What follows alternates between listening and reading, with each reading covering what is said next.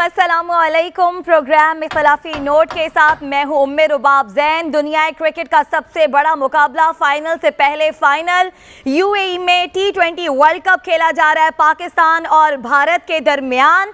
पाकिस्तान और भारत के मैच के बारे में कहा जाता है कि जब ये दोनों टीमें आमने सामने आती हैं उसके बाद जो भी रिजल्ट आता है, बहुत से जीरोज जो हैं वो हीरोज बन जाते हैं और बहुत से हीरोज जो हैं वो जीरोज बन जाते हैं। तो आज का जब ये मैच फाइनल हो जाएगा तो उसके बाद भी हमें कुछ ऐसा ही होता दिखाई देगा। बात करते हैं बाबर आजम की। तो क्या बाबर आजम इस बार इंडिया के खिलाफ पाकिस्तान को वर्ल्ड कप में जितवा पाएंगे? इसका फैसला आपसे कुछ देर बाद होगा। आपको ये बताएंगे पाकिस्तान ने बॉलिंग का फैसला किया था टॉस जीतकर, और इस वक्त की सिचुएशन जो ये है कि इंडिया ने इस वक्त 1 रन बनाया है। एक खिलाड़ी इंडिया का आउट भी हो चुका है। रोहित शर्मा जो है वो शाहीन शाह अफरीदी की गेंद पर आउट हुए हैं। हम बात करेंगे इसी तमाम तर सूरत हाल पर, किस पर कितना प्रेशर है, कौन सी टीम ज्यादा जो है वो बेहतर खिलाड़ी सामने लेकर आई है। हमारे साथ पाकिस्तानी क्रिकेटर्स मौजूद होंगे। कामरान अकमल हमारे साथ मौजूद हैं। कामरान, मैच आप भी देख रहे हैं, बड़ा हाई वोल्टेज मैच शुरू हो गया है। क्या एक्सपेक्टेशंस हैं पाकिस्तानी प्लेइंग 11 से आज आपकी? देखिए, मैच तो काफी इंडिया पाकिस्तान का हमेशा ही प्रेशर वाला मैच है। कामरान, ये बताइए कि ये जो शाहीन अफरीदी की जो बॉल है, जो लेफ्ट हैंड मिडिल पे पड़ के सीधी होती है, जिसपे रोहित शर्मा 2017 की चैंपियंस ट्रॉफी में भी आउट हुए थे, इसके बारे में क्या ख्याल है? देखिए, आउटस्टैंडिंग बॉल, अर्ली ऑन ऐसा बॉल ओपनर्स को हो जाए तो वो डेफिनेटली मुश्किल होता है ओपनर्स के लिए, और पूरी पेस का उसने यूटिलाइज किया, पूरा फुल लेंथ बॉल किया, और ऐसा ही बॉल एशिया कप में आमिर ने भी ऐसे ही लेग बिफोर किया हुआ था। तो एक अच्छा स्टार्ट मिला पाकिस्तान को, अच्छा स्टार्ट टॉस जीतने पे भी मिल गया था। जो कहा जा रहा था कि पाकिस्तान की बैटिंग लाइनअप ऐसी है और टॉस जीतना चाहिए, पहले बॉलिंग करनी चाहिए, वो तो एक मोमेंटम मिल गया पाकिस्तान को। अब देखते हैं कि स्टार्ट फिर पावर प्ले में भी पहले ओवर में तीसरे बॉल पे आउट कर लिया उनका मेन प्ले रोहित शर्मा, जिसने हमेशा पाकिस्तान के खिलाफ अच्छी परफॉर्मेंस दी है। तो अब पाकिस्तान ने तो स्टार्ट अच्छा किया, इसको कैरी ऑन करे, इतना बड़ा टोटल करने ना दे। अब ये लास्ट प्लेयर है, बाकी जो आने वाले बैट्समैन है वो मेरा नहीं ख्याल कि इतना प्रेशर हैंडल कर सकेंगे, इतने फॉर्म में भी नहीं है। जैसी team body language Pakistan team की है, कप्तान की थी टॉस पे, आउटस्टैंडिंग है। कामरान, ये बताइएगा ड्यू फैक्टर पाकिस्तान को कितना एडवांटेज देगा आज के मैच में? देखिए, ये तो अभी कुछ कह नहीं सकते ड्यू पड़ती या नहीं पड़ती, लेकिन जो हमारा कॉम्बिनेशन बना हुआ है उसमें हम लोग यही चाह रहे थे कि हम लोग चेस करें, क्योंकि हमारी बैटिंग लाइन। कामरान, आपने इस पिच के ऊपर काफी खेला हुआ है, दुबई की पिच के ऊपर। क्या इस टाइम पीरियड में, इस मौसम में, जब मौसम ठंडा हो रहा है, ड्यू फैक्टर जो है वो प्लेन करेगा, क्या स्कोर चेजेबल है? इंडिया कहां तक का स्कोर करे तो हमारे ख्याल में हमारी टीम चेज कर सकती है? अब तक इतने हाई स्कोर वैसे हुए नहीं जितने भी मैचेस खेले गए। देखिए, कल जो पहला मैच हुआ उसमें तो हाई स्कोरिंग मैचेस नहीं हुए, इतना अलाउ नहीं कर रही पिच। तो मेरे ख्याल से जैसी बैटिंग लाइनअप है इंडिया की, बैटिंग बड़ी स्ट्रांग होती है, तो मेरा नहीं ख्याल कि जैसे स्टार्ट मिला 140-150 से ज्यादा स्कोर करना चाहिए इंडियन टीम को। बॉलिंग अब देखिए जितना अच्छा स्टार्ट मिला इसको कैरी ऑन करे, जो मिडल के ओवर है वो अच्छे होने बड़े जरूरी हैं। स्पिनर्स पे बड़ा डिपेंड करेगी, स्पिनर्स ने बड़ा डोमिनेट किया कल के मैचेस में, और इस मैच में भी स्पिनर्स वो अच्छा खेलते हैं, लेकिन मेरे ख्याल से बॉलिंग पॉजिटिव माइंड के साथ और प्लानिंग के साथ करेंगे तो मेरा नहीं ख्याल कि इससे ज्यादा स्कोर कर सकते। कामरान, आज पाकिस्तान को कैसे प्ले करना चाहिए? हमें डिफेंसिव होना चाहिए या अटैकिंग होना चाहिए?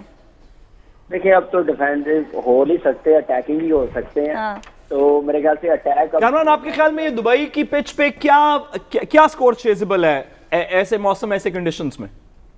देखिए, ऐसे मौसम में तो जैसी टीम है, बड़ी टीम है, प्रेशर वाला मैच है, जितना कम स्कोर होगा उतना अच्छा होगा। लेकिन ये है कि 160-170 चेजेबल है, लेकिन उस वक्त बैट्समैनों को अच्छा स्टार्ट देना चाहिए जब इतना टारगेट चेज कर रहे हो। तो मेरे ख्याल से अब ये प्रेशर में इंडियन टीम, और अगर एक आधा और पावर प्ले में आउट हो गया तो पाकिस्तान, मैं आपको बताऊं कि 140 भी नहीं करने देगा। जितना कम होगा उतना इजी होगा पाकिस्तान के लिए। मेरे ख्याल से आज 4-1 हो जाएगा, मेरी गट फीलिंग है। कामरान, एक बात ये कही जा रही है कि इंडिया को अपनी टेक्नोलॉजी बेस्ड ट्रेनिंग पे बड़ा भरोसा है। माफ़ कीजिएगा, उन्होंने बहुत सारे ऐसे गैजेट्स डिस्कवर किए हैं जिनकी बुनियाद पे उन्होंने खिलाड़ियों की सिलेक्शन की है। तो हमारे यहाँ भी इस तरह की ट्रेनिंग है क्या? हमारी टीम भी इसी तरह सिलेक्ट की गई, इसी टेक्नोलॉजिकल बेस्ड प्रोफेशनल अंदाज में? देखिए, अब ये टीम आप कह सकते हैं, पहली टीम अगर होती तो शायद थोड़ा सा मुश्किल कह सकते थे कि हमारी किसी भी टीम को टफ टाइम दे सकती है, इस टीम में एक्सपीरियंस भी है, परफॉर्मर भी है, फॉर्म में भी है, गेम प्लान बड़ा जबरदस्त है, तैयारी बड़ी जबरदस्त करके गए हैं। सिलेक्टरों ने जो टीम बनाई एंड टाइम पे बड़ी जबरदस्त है। आप पहले दिन से देखें कि हमारी टीम तो सबको पता है, किसी वो फल बेचने वाले को भी पता है कि 11 कौन से प्लेयर्स होंगे। ये कॉन्फिडेंस है हमारी टीम पे। इंडियन टीम ने लास्ट टॉस तक उन्होंने नहीं बताया कि 11 कौन से थे, वो अंडर प्रेशर थे। तो मेरे ख्याल से अच्छा साइन है पाकिस्तान टीम के लिए। अच्छा कामरान, शाहीन शाह अफरीदी की गेंद पर जो है वो रोहित शर्मा आउट हुए हैं। शाहीन शाह अफरीदी ने आज शाहिद अफरीदी की शर्ट पहनी हुई है 10 नंबर वाली, बॉल कराई, आउट हो गए। तो ये क्या ये कोई वो उसका प्रेशर भी हो सकता है, और जो शाहिद अफरीदी की लेगेसी है उसे कंटिन्यू कर पाएंगे? देखिए इस वक्त मेरे ख्याल से शाहिद अफरीदी एक ही है, और सिर्फ शाहीन अफरीदी खुद समझे कि मैं शाहीन हूँ, उसके मुताबिक परफॉर्म करे और फिर जाके कामयाबी होगी। और बड़ा अच्छा स्टार्ट मिला। देखिए उसकी फॉर्म इतनी अच्छी नहीं थी शाहीन की, उसको बड़ा अच्छा मोमेंटम मिला, बड़ा अच्छा स्टार्ट मिला। इसको कैरी ऑन करे, समझदारी के साथ करे इंशाल्लाह। मुझे पूरी उम्मीद है। आज मैं बता रहा हूँ, मैं भी ट्रांसमिशन कर रहा हूँ अपने चैनल पे, हमारी फीलिंग थी कि पाकिस्तान अच्छा परफॉर्म करेगा, आज 4-1 हो जाएगा इंशाल्लाह। कामरान ये बताइए कि आपके ख्याल में हैदर अली की एक्सक्लूजन जो है प्लेइंग 11 से, क्या उनको चांस नहीं देना चाहिए था? एग्रेसिव प्लेयर हैं, हमने डोमेस्टिक उसके अंदर भी देखा कि अच्छी परफॉर्मेंस की। देखिए जैसे पिच है ना, मेरा नहीं ख्याल कि हैदर अली को चांस देना चाहिए। पिच अलाउ नहीं करती फ्रीली आप पावर हिटिंग कर सकें, स्ट्रोक खेल सकें। तो वहां पे टेक्निकली जो अच्छा बैट्समैन है, जिसका डिफेंस अच्छा है, नीड्स को बिल्ड करना आता है, तो उसके साथ जाना चाहिए। तो इसलिए मेरा नहीं ख्याल कि आने वाले मैचेस में बड़ी मैचेस है। हैदर अली को इसलिए नहीं खिलाया क्योंकि प्रैक्टिस मैचेस में फखर को खिलाया, उसकी फॉर्म जबरदस्त लगी है, तो इसलिए फखर को चांस दिया गया। तो अभी टाइम बहुत है, अभी सिर्फ प्रेशर वाला गेम है, जो वो उन्हीं को खिलाया जो प्रेशर इजीली हैंडल कर सके। तो अच्छी 11 साइड है, लेकिन ये है कि अब हैदर अली अगले मैचेस में देखेंगे। लेकिन फिलहाल अभी आज के मैच का सोचना चाहिए कि हम लोगों ने कैसा परफॉर्म करना है, इन लड़कों ने कैसा करना है। सेल्फ बिलीव, बॉडी लैंग्वेज बड़ी इंपॉर्टेंट काम करेगी। कामरान, हसन अली से कितनी उम्मीद है आपको आज? मुझे सिर्फ हसन अली से नहीं है, पूरी टीम से बड़ी उम्मीद है। मैं किसी एक प्लेयर को नहीं कहूंगा कि एक प्लेयर की वजह से टीम जीतती, टीम यूनिटी के साथ जीतती है, फिर जाके जीत मिलती है। अच्छा कामरान, ये बताइएगा कि बड़ा अच्छा स्टार्ट मिला पाकिस्तान को। इंडियन टीम भी बड़ी कॉन्फिडेंट थी और कहा जा रहा था क्योंकि वो अभी यूएई में आईपीएल खेल कर गई है तो बड़ी फॉर्म में है। क्या लगता है ये जो बायो फैक्टर है, इसने कहीं इफेक्ट किया इंडियन टीम को, जिसका हमने असर पहले इस ओवर में भी देख लिया? देखिए नहीं, ऐसी कोई चीज नहीं है। उनको सिर्फ मेरे ख्याल से जैसी बैटिंग लाइनअप है, अर्ली ऑन अटैक करते हैं, उनपे जो अटैक शाहीन ने किया वो बड़ा जबरदस्त किया है, तो उसका फायदा भी हुआ। और उनकी जो बैटिंग सिर्फ टोटली डिपेंड कर रही है ये लास्ट पेयर खेल रहा कोहली और के राहुल पे। कारण आपके ख्याल में हमारी जो बॉलिंग लाइनअप है उसमें कोई वीक लिंक भी है आपके ख्याल में? हारिस रऊफ या कोई? देखिए बोल्ड ने सॉरी नाजरीन, हम एक्चुअली लाइव साथ साथ मैच भी देख रहे हैं और केआर राहुल को बोल्ड कर दिया अफरीदी ने अपनी दूसरे ओवर की पहली बॉल पे। बिल्कुल पहले ओवर में और साथ दूसरे ओवर की आज साथ हमारी टीम ने ये कह भी दिया था कि इस बार जब मुकाबला होगा, क्योंकि हम आपके जोशो खरोश इस वक्त पूरे पाकिस्तान में पाया जाए। कामरान, पाकिस्तान की टीम ने कह दिया था कि इस बार जो मुकाबला होगा ना, पाकिस्तान की बॉलिंग वर्सेस इंडिया का मुकाबला होगा, तो यही हम होता देख रहे हैं। ये बिल्कुल ऐसा ही होता हुआ देख रहे हैं और बिल्कुल मेरे ख्याल से जो एक स्टार्ट एक्सपेक्ट कर रहे थे वैसा ही हुआ है पाकिस्तान ने। और फुल क्रेडिट देना चाहिए शाहीन को। जैसे बात पहले की थी कि कोई वीक लिंक था, मैं आपको ऑनेस्टली बताऊं कि हमारी बैटिंग ज्यादा मजबूत थी और बॉलिंग ने उतना ही अच्छा स्टार्ट किया। और शाहीन की इकॉनमी पिछले 8-10 मैचेस में अच्छी नहीं थी। बड़ा मैच आया बड़ी टीम के खिलाफ, जैसे स्टार्ट। कामरान, इस वक्त शाहीन शाह अफरीदी वही स्पेल करवा रहे हैं तकरीबन जो 2017 के चैंपियंस ट्रॉफी में आमिर ने करवाया था। 2 ओपनर्स घर जा चुके हैं, बस कोहली को हम जल्दी उतारने वाले हैं। जी बिल्कुल, दोनों लेफ्ट आर्म थे, सिर्फ हाइट का फर्क था दोनों में, आमिर और शाहीन के। अच्छा ये बताइए कामरान, जो इंडिया के खतरनाक खिलाड़ी कौन से हैं? क्या वो जो 2 आउट हो चुके हैं या कोई और?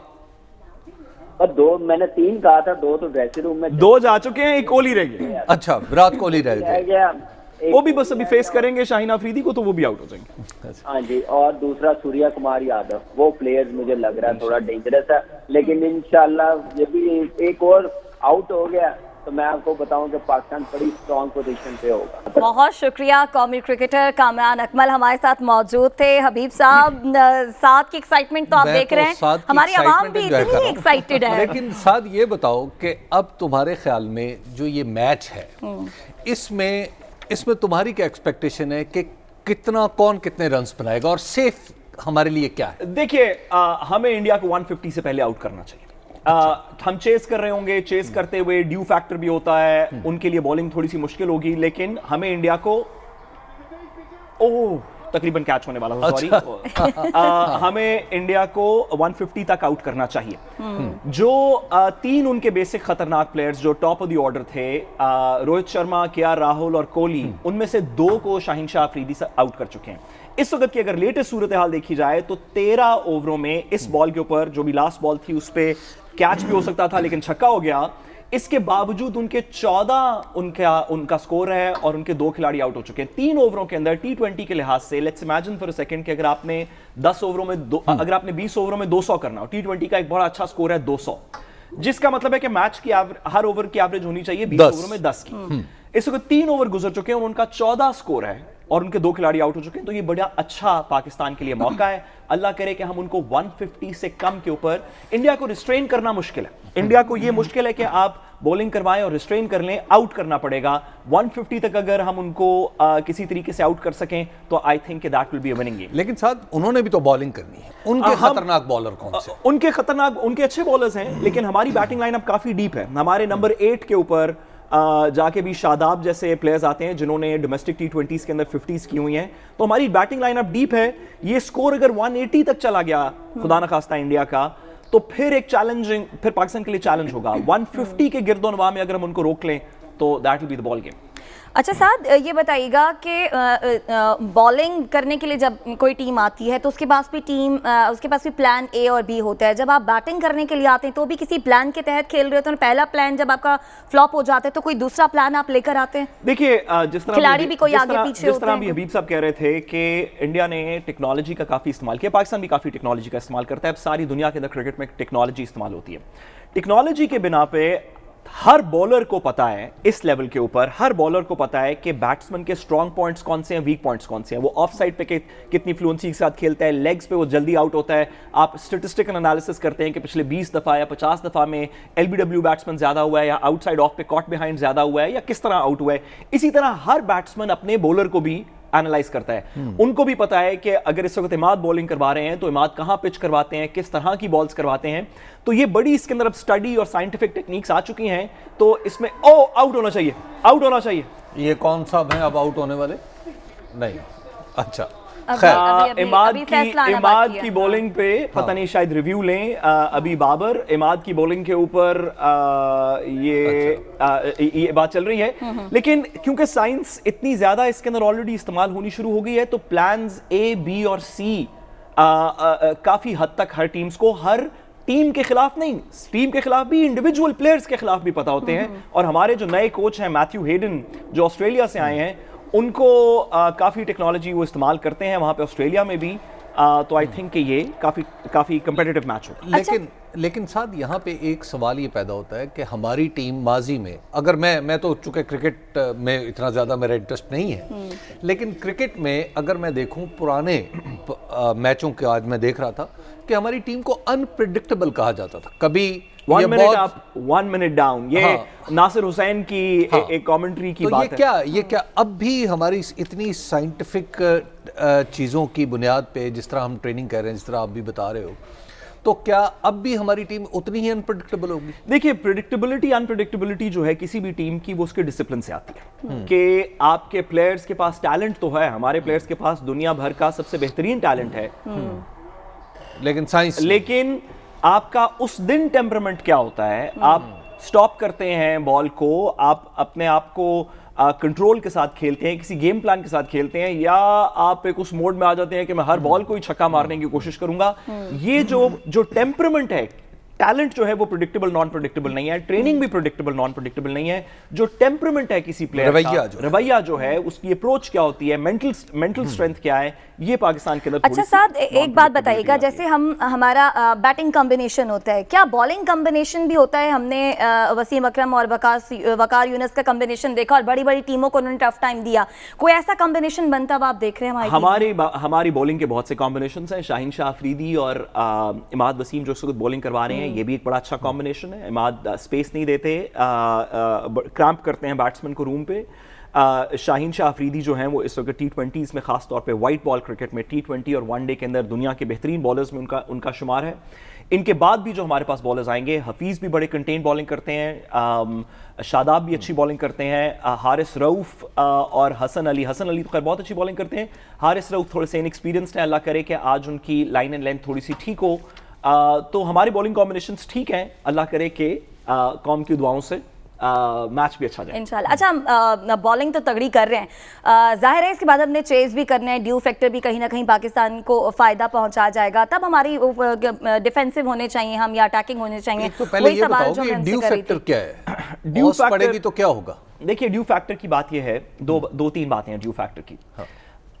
क्योंकि बहुत सी बॉलिंग स्पिन बॉलिंग के ऊपर बहुत सा टूर्नामेंट डिपेंड करता है, तो जब बॉल के ऊपर ड्यू आ जाती है तो उसको पकड़ना, होल्ड करना और स्पिन करना थोड़ा सा मुश्किल हो जाता है। ठीक, जो पिच होती है, जहां पे जिस पे पिच होके बॉल जो है वो टर्न करती है, अगर उस पे भी ड्यू हो तो वो टर्न नहीं करती, वो स्किड ज्यादा करती है। और तीसरा सबसे बड़ी बात, फील्डिंग करनी थोड़ी सी मुश्किल हो जाती है। गीली बॉल के साथ फील्डिंग करनी थोड़ी ज्यादा मुश्किल है। जब सूखी हो बॉल, जब अभी ड्यू ना पड़ी हो, तो फील्डिंग भी थोड़ी सी आसान होती है। अब ये बताएं कि हमें बैटिंग कैसे करनी चाहिए? हम अटैकिंग हो या फिर डिफेंसिव हो, या डिपेंड करता है नंबर्स पे? हमें पहले तो दुआ करनी चाहिए कि हम इंडिया को ज्यादा स्कोर ना करने दें, और हमें ये कॉन्फिडेंस होना चाहिए कि हमारे पास तकरीबन वर्ल्ड नंबर 1 सर्टनली जो टॉप 5 बैट्समैन दुनिया के हैं, उनमें से हमारे पास मेरे ख्याल में एक तो सर्टनली बाबर आजम है, मेरे ख्याल में कि रिजवान भी हमें काउंट करना चाहिए रीसेंट परफॉर्मेंस के लिहाज से उसी कैटेगरी के अंदर। तो अगर भारत 150 तक के अंदर हम उनको कंटेन कर सकते हैं तो पाकिस्तान को मैच जीतना चाहिए इंशाल्लाह। अच्छा, ये बताएं, जब हम पाकिस्तान बैटिंग कर रहा होगा तो इंडिया के बेस्ट स्पिनर आप जानते हैं कि अश्विन है और जडेजा हैं, वो कितना टफ टाइम दे सकते हैं? देखिए, अश्विन और जडेजा अच्छे बॉलर्स हैं, लेकिन जिस तरह मैंने कहा कि जब बाद में ड्यू पड़ेगी तो उनकी बॉल इतनी मूव नहीं करेगी। जडेजा थोड़े से फास्टर हैं, उनकी फ्लाइट इतनी नहीं है, वो लो ट्रैजेक्टरी फास्टर बॉल करवाते हैं, तो उनसे हमें थोड़ा सा ज़्यादा केयरफुल रहना पड़ेगा। लेकिन इस वक्त तक की गेम के लिहाज से मेरा ख्याल है कि पाकिस्तान ऑन टॉप। हबीब साहब, ब्रेक आ रही है और आज माजरत साद रसूल हमारे पास एज अ क्रिकेट एक्सपर्ट भी मौजूद थे। क्रिकेट की मालूमात पे हैरान हूँ और अपने आप को ये समझ रहा हूँ कि मुझे भी क्रिकेट देखनी चाहिए, लेकिन बहरहाल मुझे कुछ इस खेल का कुछ ज्यादा मुझे पता नहीं है और इंटरेस्ट भी नहीं है, लेकिन बहरहाल और मैं नाजरीन को ये बताता चलूं कि आज हबीब अकरम साहब की वजह से मैं हम यहाँ पे कमेंट्री कर रहा हूँ। असल में मैं सिर्फ आज मैच देखना चाह रहा था, सिर्फ चीखे चूखे मारना चाहता था मैच में हबीब अकरम साहब की वजह से। तमन्ना है पाकिस्तानी टीम के लिए और उम्मीद क्या है इंशाल्लाह जीत जाएगी। अल्लाह करे, उम्मीद तो ये रखनी चाहिए कि जीत जाए। ठीक है जी, हम ब्रेक की जाने बढ़े, ब्रेक से वापस आएंगे, मजीद बात करेंगे, हमारे साथ रहिएगा। वेलकम बैक नाज़रीन। बलूचिस्तान की सियासी सूरत हाल पर हम बात करेंगे। जाम कमाल के खिलाफ तहरीक अदम एतमाद पर कल वोटिंग होगी। साथ ही जाम कमाल ने समाजी राब्ते की वेबसाइट ट्विटर पर कुछ ट्वीट्स की हैं और उन्होंने अपनी ट्वीट्स में कहा है कि वज़ीर आज़म अरकान वफाकी काबीना की बलूचिस्तान के मामलात में मुदाखलत को रोकें। उन्होंने कहा कि अरकान को चाहिए कि वो PTI को अपना जिम्मेदाराना किरदार अदा करने का मौका दें। और इस हवाले से एक ट्वीट करते हुए जाम कमाल ने इब्नुल अरबी से मंसूब एक पोस्ट शेयर की और साथ ही लिखा कि ये सियासी तहरीक बलूचिस्तान और पाकिस्तान की सियासत में एक नए दौर का आगाज़ होगी। उन्होंने अपनी ट्वीट्स में ये भी कहा कि अपना इख्तियार BAP और इत्तेहादियों को सौंप दिया, जो भी होगा वो बेहतर होगा। हबीब साहब, बलूचिस्तान की सियासत में बलूचिस्तान में इस वक्त हो क्या रहा है? देखिए, सबसे पहले तो आप ये समझ लीजिए कि बलूचिस्तान में जो भी ये अभी आपने ट्वीट पढ़ा जाम कमाल साहब का, जिसमें उन्होंने एक शिकवा किया है, एक वफाकी वजीर है जो इसमें इन्वॉल्व है। वो कौन? और वफाकी वजीर का नाम है परवेज़ खटक साहब। अच्छा। जो वजीर दिफा हैं। वफाकी वजीर परवेज़ खटक साहब का ख्याल ये है कि उन्हें वजारत दिफा दे के दरअसल खुडे लाइन लगाया गया है, उन्हें बेअमल कर दिया गया है पाकिस्तान की सियासत में और बिलखुसूस खैबर पख्तूनख्वा की सियासत में। तो वो चाहते हैं कि उनकी वजारत बदली जाए। अब आप ये पूछेंगे कि कौन सी वजारत बदली जाए। उनका ख्याल ये है कि वो वजारत दाखिला के ज़्यादा अहल उम्मीदवार हैं। अच्छा। और वजारत दाखिला चूँकि एक हसास वजारत है, नेक्स्ट टू प्राइम मिनिस्टर समझी जाती है अहमियत के एतबार से, और फिर इस वक्त जो पाकिस्तान को चैलेंजेस दरपेश है, मिसाल के तौर पे हमारी मगरबी सरहद पे अफगानिस्तान से रिलेटेड, तो उसमें अफगानिस्तान के मामलात में वजीर दाखिला का रोल बड़ा अहम हो जाता है। तो और फिर वो हैं भी पश्तून, तो लिहाजा इन सारे अवामिल को मद्देनज़र रखते हुए उनके जहन में ये बात बैठ गई है कि मुझे अब वजारत दाखिला चाहिए। अब वजारत दाखिला चाहिए, ये उनकी ख्वाहिश है। अब ये ख्वाहिश पूरी तो करनी है वजीर आज़म ने, हाँ, तो तो फिर वो वहाँ कैसे क्यों? पूरी करेंगे? हाँ। तो वजीर आज़म के ऊपर और वजीर आज़म के दोस्तों पर अपना असर रसूख इस्तेमाल करने का इंदिया दिया जनाब सेनेट के चेयरमैन सादिक संजरानी साहब ने। सादिक संजरानी साहब का ख्याल ये है कि वजीर आज़म से अपने ताल्लुकात, पुराने ताल्लुकात की बुनियाद पर, और उसके साथ साथ फिर वज़ीर आज़म के गर्दोनवाह में जो लोग पाए जाते हैं उनके ऊपर अपने असर रसूख और ताल्लुकात की बुनियाद पर वो वज़ीर आज़म को ये राज़ी कर सकते हैं कि परवेज़ खटक की वजारत बदली जाए।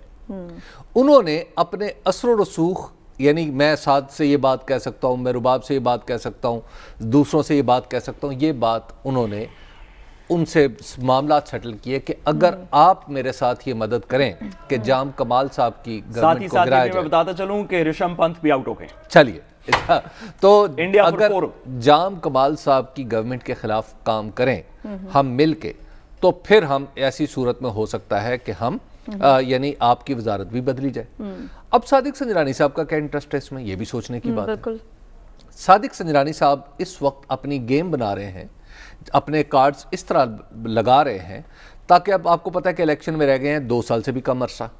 इन 2 साल से कम अरसे में वो एहसान चढ़ाना चाह रहे हैं कि देखो मैं इस्लामाबाद पहुंच के बहुत बड़ा लीडर बन गया हूँ, मैं बलूचिस्तान का लीडर बन गया हूँ, अब तुम लोग जाम कमाल को हटाओ, आप लोग लड़ें, यानी यहाँ पे हुकूमत बनाएं और मैं आपकी सरपरस्ती जारी रखूँगा। और फिर अगले इलेक्शन में सादिक संजरानी साहब खुद वजारत आला के उम्मीदवार बन के सामने आ सकते हैं। तो लिहाजा ये सारी की सारी जो स्कीम ऑफ थिंग्स है वो इस तरह अरेंज की गई है कि जाम कमाल को वजीर आज़म और वजीर आज़म को भी ये बावर कराया गया कि जनाब उनके पास तो नंबर्स ही नहीं है, उनके पास तो ये नहीं है, उनके पास तो वो नहीं है।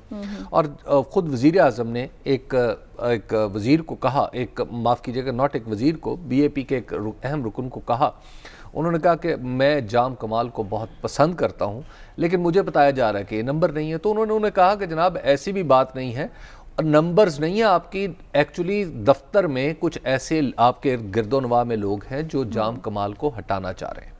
तो जाम कमाल को हटाने की एक वजह तो ये होगी, दूसरी ये तो 2 हैं सियासी वजूहात और ये हो सकती हैं, ये जायज़ वजूहात हैं। लेकिन एक ऐसी वजह है जो आप सुन के हैरान होंगे, जो मैं बार बार तो अर्ज करता रहा हूं लेकिन मेरा ख्याल आज मैं खुल के बता ही देता हूं। बिल्कुल 800 अरब रुपए के प्रोजेक्ट्स, 800 बिलियन रुपीस के प्रोजेक्ट हैं जो अगले कुछ अरसे में कॉन्ट्रैक्ट हो रहे हैं। और जब वो कॉन्ट्रैक्ट होंगे तो आप जरा तसव्वुर कीजिए ना कि सिर्फ 10% अगर इधर से उधर चला जाए तो ये 80 अरब रुपया बनता है।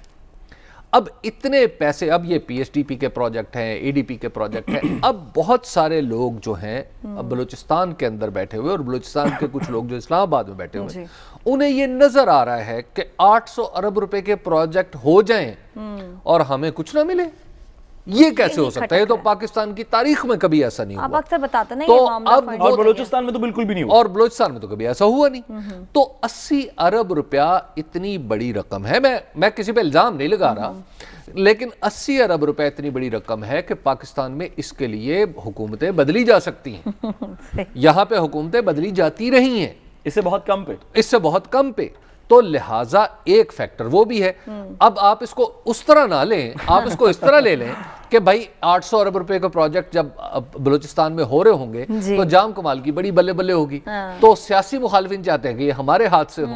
अब आप बाकी खुद समझदार हैं, अच्छा, सुनने वाले भी, देखने वाले भी, आप सब लोग भी और करने वाले भी। अच्छा हबीब साहब ये बताइएगा कि ये तहरीके अदम एतमाद के हवाले से कहा जा रहा है कि नंबर्स पूरे हैं, कोई अपसेट हो सकता है या बस देखिए बात यह है कि पाकिस्तान में हमेशा मैंने ये देखा है कि जब भी इस तरह की बात होती है तो उसमें एक चीज बहुत ज्यादा चलती है, वोट से भी ज्यादा इंपॉर्टेंट हो जाती है, वो है रुपया।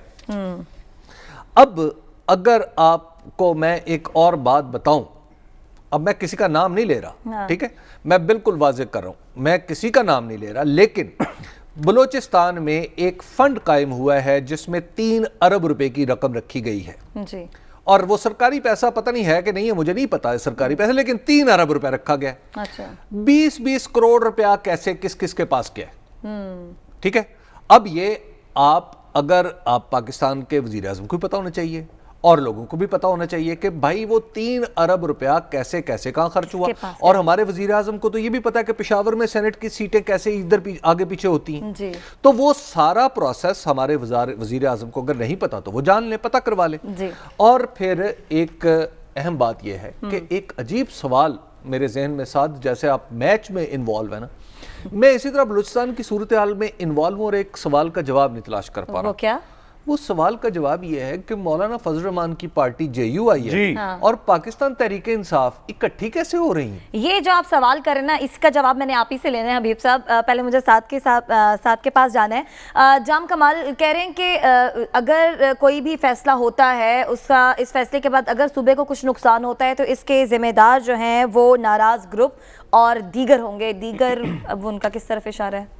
देखिए, ये बात तो उनकी दुरुस्त है। अगर जाम कमाल साहब जो हैं वो अपनी सीट पे ना रहें और उनके वो लोग जिन्होंने उनको इस सीट से निकालने के लिए पिछले महीने से इतनी तको-दौ की, बल्कि 2 महीने से इतनी तको-दौ की, हर बंदे से बात की, ख्वाह इस्लामाबाद के अंदर हो या गिरदो नवाब में हो या बलूचिस्तान में हो, तो अगर इसके बाद बलूचिस्तान के अवाम तक वो सर्विस डिलीवरी नहीं पहुंचती जिसकी कि उनको, जो कि उन्होंने वादा किया हुआ है, जो कि किसी भी हुकूमत ने वादा किया होता है, तो मेरा ख्याल है कि फिर बिल्कुल जाम कमाल साहब की बात दुरुस्त है कि जो उनके अपनी पार्टी के अंदर ही जो उनके अपोजर्स हैं, ये उनका कसूर होगा और दीगर उन लोगों का भी कसूर होगा जो कि आज से पहले भी और आज के बाद भी बलूचिस्तान हुकूमत को बनाने और चलाने के अंदर शामिल रहे। सही। अच्छा हबीब साहब, और जैसे कि आप जानते हैं मेरा इशारा जो है वो आसिफ अली जरदारी साहब। ठीक है।